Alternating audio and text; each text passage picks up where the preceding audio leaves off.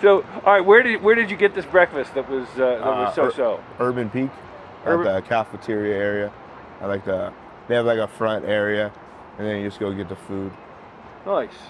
Right up there, you can line up and you get the food, and it's pretty good food. And we're there right now. Say again? We're out in front of Urban Peak right now. Yeah. So, where at? Yeah, I'm sorry. Sorry.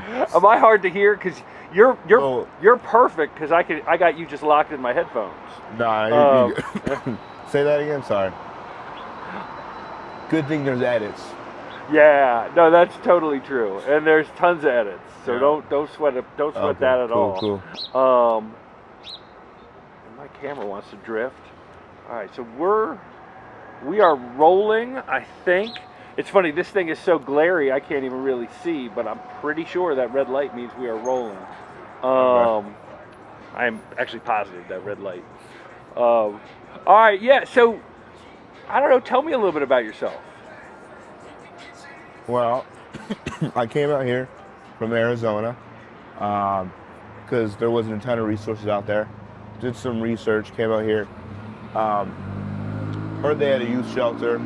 There was supposed to be a shelter, and there's supposed to be one for 20 to 25. But with the 20 to 25, they had to delay it because of, I don't know fully the details, but they had to delay it. So I can go in the drop-in center, but the other services are for like, I think it's 14 to 20. But I saw information. I just saw that, the city is doing a lot of stuff for the homeless. And I'm just trying to get on my feet. So I just figured that here would just have a lot of good resources. And I could get on my feet out here compared to Arizona. So that's why I came out here. Right on. And how's it? And tell me, actually, even just tell me your name and stuff. My name is Ricky. Technically, it's my middle name, but I hated my first name, so yeah, it was a little weird. So, but yeah, that's a little bit about me. I don't know. I mean, where are you from? Give me all that stuff. I know we talked about it, but this is the first time. About it? Yeah. What the hell? So originally, I'm from California. I was born down there in a small town called Antioch. It was in the Bay Area. It was East Bay. But then I was adopted. My adopted parents ended up moving up to Washington State. So I ended up going up there, and then I got kicked out. Family drama. So I was on the streets in Washington for a little bit. Got on my feet. It took me about a month. And then COVID hit, so life spun around, went down to Arizona. And then at Arizona, stuff fell apart again. So I was on the streets out there for a year, and I came out here. So it's a little bit about my past and stuff. So. Right on. And how long you been in Denver? And anytime I ask a question like that, if you could put kind of the question in your answer. Okay. You know what I mean? Like, oh, I've been in Denver. So. Sorry? Do you mind if I interrupt a second? A little. What do you need? I'm Andrea. I'm the community engagement manager, and I just wanted to check in with you to see. I'm working with Alana and Ben. Yes. Fantastic. Okay, great. I just was like, our staff didn't know, and I was just like, let's just make sure that it's all good. All right. Yeah. Totally kosher. Met with Christina. The whole. Yeah. Thank you. Sorry for interrupting. Yeah. Oh. But I've been in Denver for about 3 months. Yeah, so. No, that's totally cool. I mean, listen, my hope is this will all get sort of normal. Mm-hmm. You and me talking and stuff, and but it isn't yet. And that's right. Why would it be? I just turned the camera on. Okay. So it's cool. You're doing good. All right, cool. You're actually doing really well. Okay, cool. So I just want to ask real basic questions. Where did you sleep last night? Oh, okay. I slept out the mission. Just having a lot?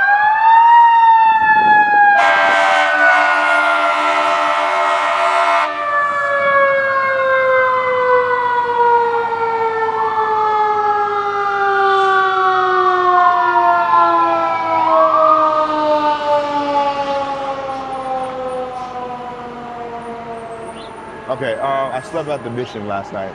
Sorry, that was. It's a lot. It's still a lot. Yeah. Is it recording now? Yeah. Okay. I slept at the mission last night because I don't stay here. I get the services and I got a case manager on at Urban Peak, but I'm too old to stay at the shelter here. So it's only for 14 to 20 right now. I know, and they were saying like a couple years that they are going to open one for, you know, people who are 20, I think to 25. But by then, I'll be on my feet. They got a lot of resources out here. So I'm not too worried about it. What do you think's happening now? Someone probably overdosed. You know, unfortunately, with homelessness, there's a lot of people who, you know, do drugs, and you know, it definitely is. It's rough, you know, especially seeing friends and stuff. You know, make bad decisions while you want to see them succeed. You know, homelessness is kind of like a community. You know, just a bunch of poor people. You know, some got it better being poor, some people got it worse.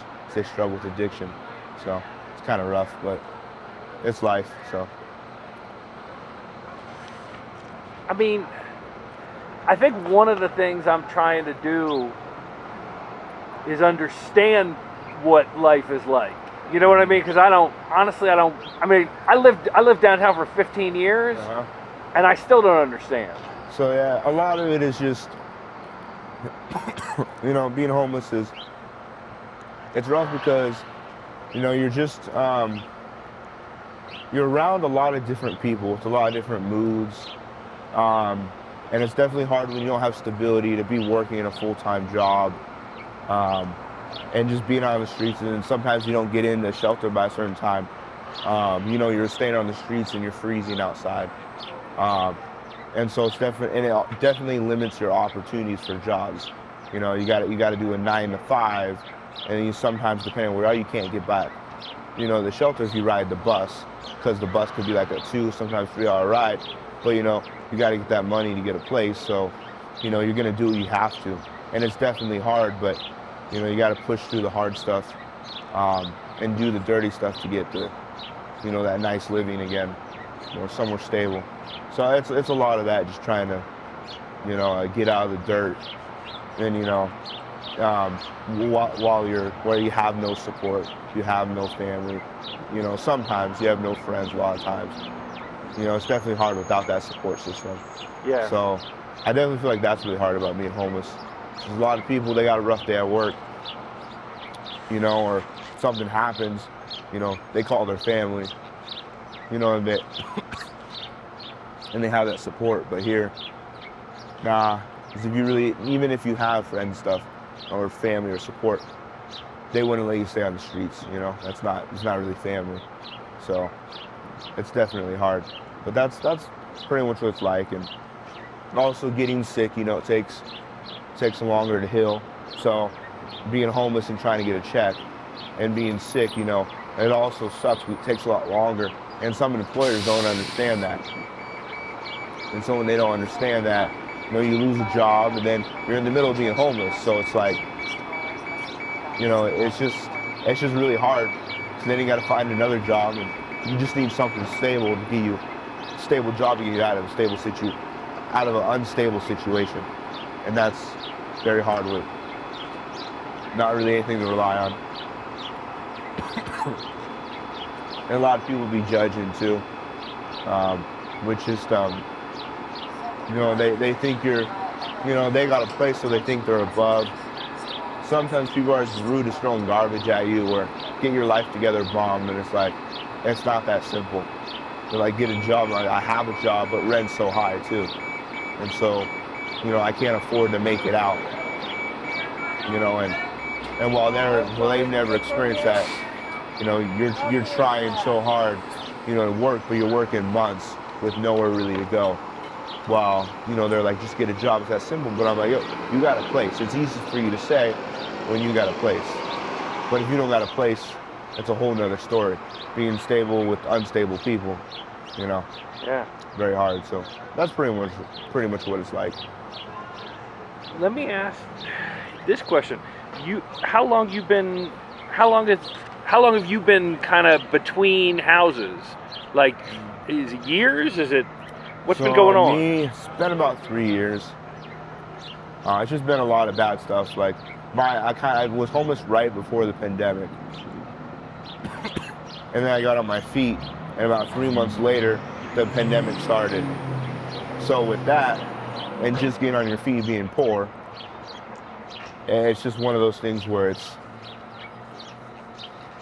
just like I keep on getting knocked down. That's the other thing about being homeless and getting on your feet. You know, a lot of times, depending on the state you live in and the funding, a lot of times they'll pay for your first month. But like considering how high rent is and stuff, first month doesn't really do that much. You know, like, you know, you need a couple months to really get on your feet. It's like you just get a place, right? You have, okay, they paid a month, great. But if you get sick, you know, between that month, you know, you're living paycheck to paycheck. You know, you might not be able to pay your rent, and a lot of landlords aren't understanding of that. So. You've had a lot of jobs in the last 3 years. Tell me about them. So yeah, so I've had a lot of jobs, being homeless because I never know where I'm gonna sleep a lot of times, right? Denver, at least I got a shelter, but in Arizona, I didn't have no shelter. And so, you know, when I lived in Arizona, at least, I was in between it was all in one county, but in Arizona, it's very big. So sometimes I'd sleep near the university, that's in Tempe. Sometimes I'd be out in Mesa. Sometimes I'd be in Phoenix. And being in all those different locations, it's all where you can sleep. If you got a place to sleep, that's where you're gonna sleep. But sometimes with that, as a job, you understand that, you know, there's a lot of times you have a spot, but either someone takes your spot, and then you gotta find somewhere else. And the closest spot you can find, you can't get to work, right? And you gotta sleep, you gotta eat, you're still a normal person, right? Or it comes down to, you know, like security. Like certain states have security guards, and they'll run you out. So, you know, that's definitely a hard thing too. And trying to work a job with people chasing you, you know, worrying that someone's gonna take your spot. Also sometimes not having a shower. It's the little stuff. Like people don't realize like a lot of homeless people were very normal. We do normal things. We do normal stuff. It's just, we don't have very small stuff. Like we don't have like there's certain stuff we don't have. Like we can get showers places a lot of times, but we don't have a house, you know? And that's the big thing. And that's a huge difference. It may not seem like a huge difference, but it's a huge difference. It's just not having that. It's like that one essential thing where you need it to move on. So yeah. You mentioned, one of the reasons I want to talk to you is because you told me you didn't do drugs. No. Tell me about that. So I don't do drugs, mainly because my mother did drugs. And so because she did drugs, you know, I'm grateful that she did it because it also kept me on a straight line, in a straight path not to do it, because I didn't want to become like her. But it's also, I feel like, at least from my perspective, it's easier and it's harder. It's easier in the sense of, at least you don't have addiction, but I feel like it's harder in the sense there's a lot of good programs out there, but they're mainly directed towards people with addiction, right? And unfortunately, in my circumstances, they don't have programs for people who don't have addiction, you know? And so with that it's also hard when you're trying to get on your feet, and you don't do drugs, but everyone else does drugs, right? You got to have a system where people can work with you individually. Because when you're with addicts, right? When you're an addict with a bunch of addicts and you're not an addict, but you also almost kind of become one to the people who are helping you. Because most people are addicts on the streets. And so it becomes like a stigma of, if almost everyone's addicts, then everyone has to become addicts. Not like most of them are addicts, but there are a few people who aren't addicts. And because of that mindset of thinking everyone's an addict, programs and help isn't tailored to that 1% or that 2%. And so it makes it very, very hard and impossible for those individuals because they don't have programs for that. you know. And the reason I can't get housing is not because of drugs. It's because of one simple thing. I couldn't afford my rent, and I got evicted. And it's very hard to find a place. I tried for a year in Arizona. I've been trying out here. A lot of places won't accept you and with an eviction, you know, until after 7 years. And with that, there are a few places, but normally you got to get on the list, and you're still waiting like a year. And so they're forcing you to be on the streets, what isn't right. Tell me about the jobs. Like, run me through the list of jobs that you did and how they were good and what happened with them. So I worked a lot of different jobs. One thing would be, honestly, like life keeps happening. Your friends show up, you can talk to them. It's cool. All right, cool. I worked a lot of different jobs. So I work a lot of manufacturing jobs. So I worked for a company. So I worked for a couple companies. The ones in Washington State, I worked for a company called Bowman Dispensers. And what we did, and this was before I became homeless, what we did is we worked with medical dispensers. So if you go in a hospital and you know you see glove dispensers or like hold masks and stuff like that, we designed those products. And what I would do is I would assemble a lot of units. I would silk screen. I would quantity and quality control. I did all that kind of stuff. And then I've also done. I've worked on boats. I really like. So one thing about me is I really like working on my hands. Yeah. I really like working, assembling on boats. It's one of those things where I like something with a challenge, but also something I can do. Something impossible. It's kind of irritating because it's impossible, but I definitely like to achieve stuff. So like on a boating company, I could do that. I could use my hands, and I feel like that has also helped me a lot on the streets too. Just being able to use my hands. And think, like in the boating company I work for, we had blueprints, but we also thought outside of the box.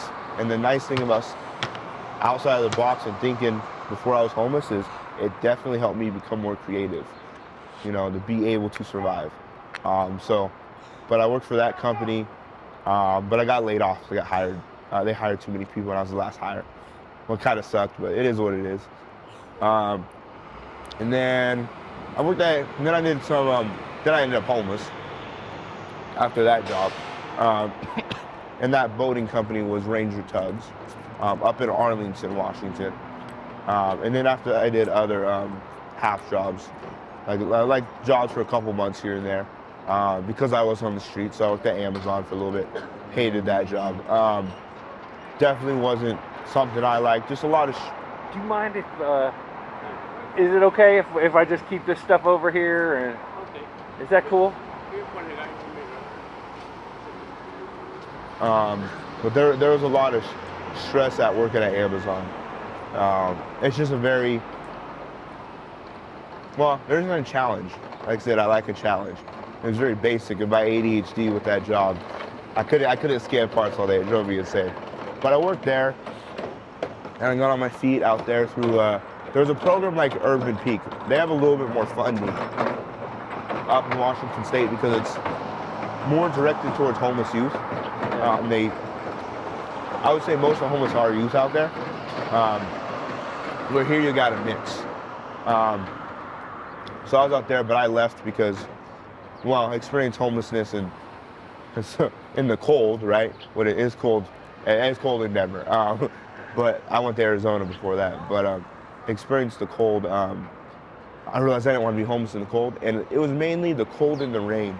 So if I got rained on out there, it wasn't dry. So I'd be soaked for like days. So I made a plan to go to Arizona, and I got another job. This was actually a boating company too. But then COVID happened, so I lost my job, I got unemployment. And when I saw that opportunity of how much money I was getting, I went down to Arizona.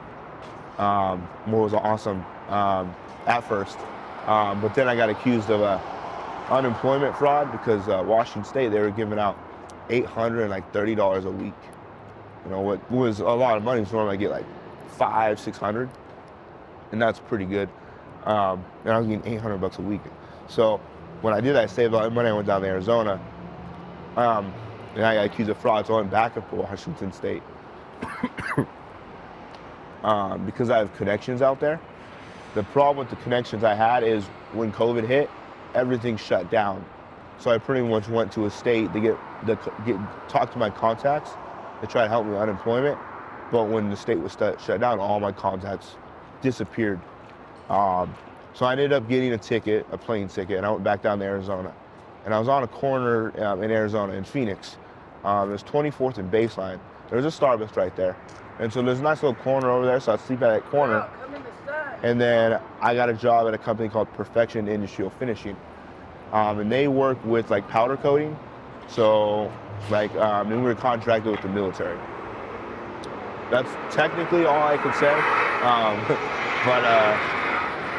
Yeah, probably shouldn't cause any problems with that. But no, I worked for them for about 3 months, and a family took me and one of my coworkers. So I ended up going there, got on my feet. They gave me about 3 months. So I stacked the money. I got a place, but I didn't realize how bad my planning skills were, unfortunately, and I moved too far away from my job. So when I did that, I ended up losing my place. So I was on the streets. And the eviction, I never had an eviction before. So I'm used to being able to, try your hardest, everything full on the place, right? With the system, without a system. But once that eviction, it changed what I could get. It put me down from a level of being able to do it myself to, unfortunately, I need all the resources. I need to go through the system. So then after a year in Arizona, I came up here. So I've been in Denver for about 3 months now. And so far it's been pretty good. Lots of resources. They got lockers for your backpacks. So like in Arizona, everything I had carried with me. I didn't have no lockers. And like that's huge. Because like a lot of people, if they see someone with a backpack and they're not really doing much, people just tend to realize you're homeless. And it just doesn't feel good when they're staring at you. And so being able to walk like a normal citizen, it's pretty nice. It's pretty nice. That definitely helps with my confidence too. Because coming in with a big bag and sometimes it's dirty, people hate that. And I can understand why. If I came with a big backpack with probably had dirt on it, crumbled all over my house, I probably wouldn't be too happy. Especially if I just vacuumed it, I'd be pretty mad. But it definitely sucks. When I did because in Arizona, I didn't have no lockers. So I had to carry a bag wherever I went. And it also like affected me with relationships that I was trying to get into and stuff like that. Because who wants someone looking like that when they're not in that situation? So being able to do that here, I can even date, which is pretty impressive. Normal people, not always. Well, I shouldn't say normal. It's not really right, but date people who aren't homeless, and so that's nice, and they wouldn't even notice. So. But yeah, Denver's definitely been good. It's I'm not gonna lie though, Arizona, they had a lot more culture down there. Here, they don't have much culture. So that was a little bit of a culture shock for me, I guess. So they got graffiti here though. It was kind of interesting. The graffiti's pretty cool. Street art, murals, all that. Yeah. But I want to ask you, and then just for today, I got these 2 more questions. Okay. They're going to come out as one question. Mm-hmm. What do you want and what do you need? So what I want is I want to get housing. I want to get a car. I want to do DoorDash, okay? What I need is someone, because of my ADHD, a lot of my plans have changed, right? And I just need someone to be like, yo, stick to this plan, don't do another plan. Because I feel like I also had opportunities in the past where I had something lined up, but like I let my blessings go. Because I chose to switch something up. Because my ADHD, I always find different plan. And so like, I definitely need someone to be like, keep me in line, be like, no, this is your plan. Let me help you achieve that. And luckily, I have found that a little bit of that here. Like my case manager, he's been really good with that. Because he's been, I tell him what I want and he does his own research. But also be honest with me. He'll be like, yo, this plan right here, I'm not saying it's a bad plan, but like stick to this plan. This plan is good. You're halfway through there. Don't go do another one, because then you're gonna get rid of that plan. So it's nice having that accountability. So I did get some of it. So, but yeah, I need someone to kind of just help guide me. And I have a little bit of that, so that's been helpful. Would you describe yourself as lucky or unlucky? I don't really do that, because I think that, You don't do what? like, lucky and unlucky, right? I think that, I don't think people are lucky or unlucky. I think they have their moments of blessings, you know, where sometimes we get gifts and stuff that we don't expect, but I don't think people are lucky or unlucky. I think that's more of like a permanent term. I think some people just have more blessings, or some people know how to use it better. Like, I feel like everyone has kind of been in a situation, but with their knowledge and what they know is what they're gonna get out of it. Like, some people get, with the pandemic, I messed up, a lot of people got like $1,400, right? Some people paid the rent. Some people got a little excited and got Jordans like me. You know, I think everyone realistically gets just as good opportunities in their circumstance. So I don't really think there is unlucky or lucky. I just think it's what you make out of the situation. So. And by the way, I guess I must have completely lied a couple seconds ago. I was like, that's it. That's the last question. Before you were talking about family, folks who have family, folks who don't have family. You could tell me as much or as little about your family as you want to tell me.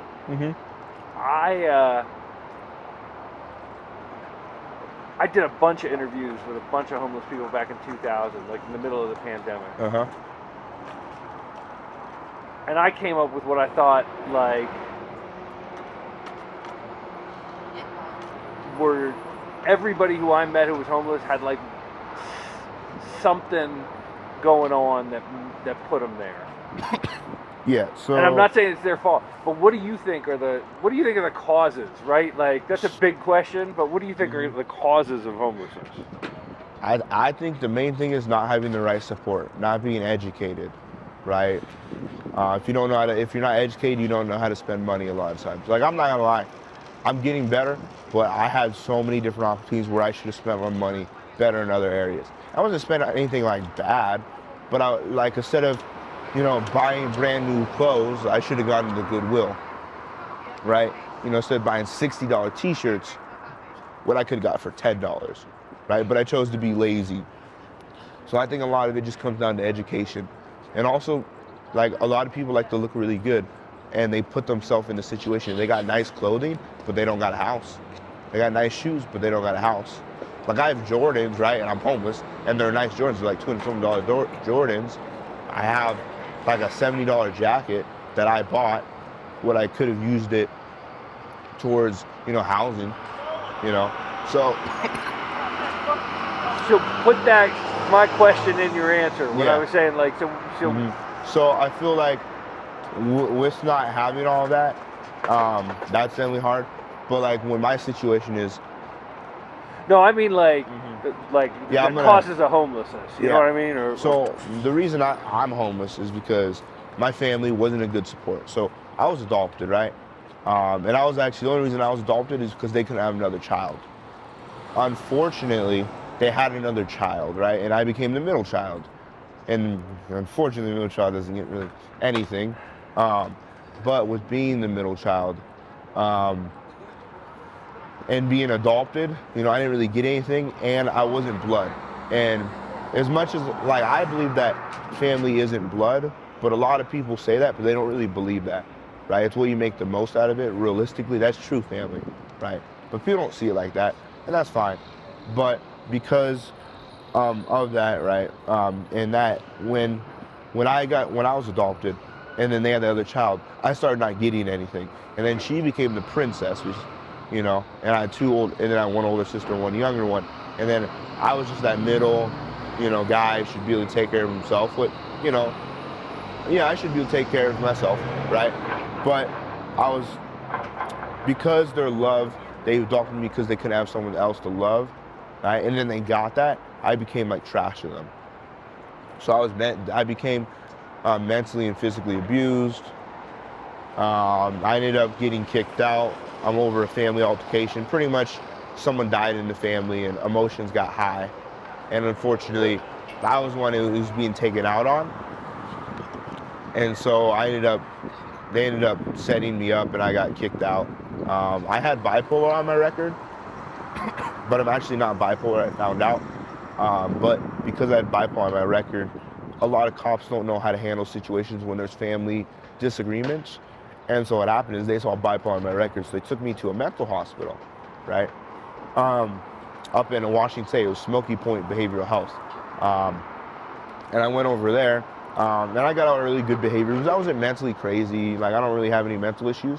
But the reason I was diagnosed with bipolar is they diagnosed me really young, what legally they're actually not supposed to do anymore. Like, you can't diagnose someone when they're born, right? I was a little moody back then. I guess we're all a little moody, but I was a little moody because I was taken straight from Child Protection Services because, like I said, I was adopted. So my birth mother did drugs and different stuff like that. So I was taken away. And there's studies, like, if you don't have that unconditional love, right, the way you're going to view love is going to take longer for you to actually adjust to understanding love the same as someone who had that love when they're in the womb and then outside of the womb, right? Taking care of with nutrients in the womb and outside, taking care of with the nutrients and the love, that a mother should give the child, right? I wasn't given that, and so that's what made me, so they saw that I didn't react as well. And when I didn't react as well to them, they saw I was bipolar, right? But they found I never had that, actually in the mental hospital. What was, like, to me, it was great because people would always use that against me. And now I can be like, if someone did see it on my record, be like, nah, I don't have it because this and this. And it definitely feels good not feeling like I'm being labeled as something when I'm not. So.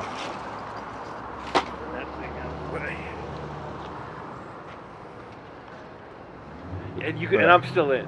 Okay. And yeah, so that's pretty much what happened. So.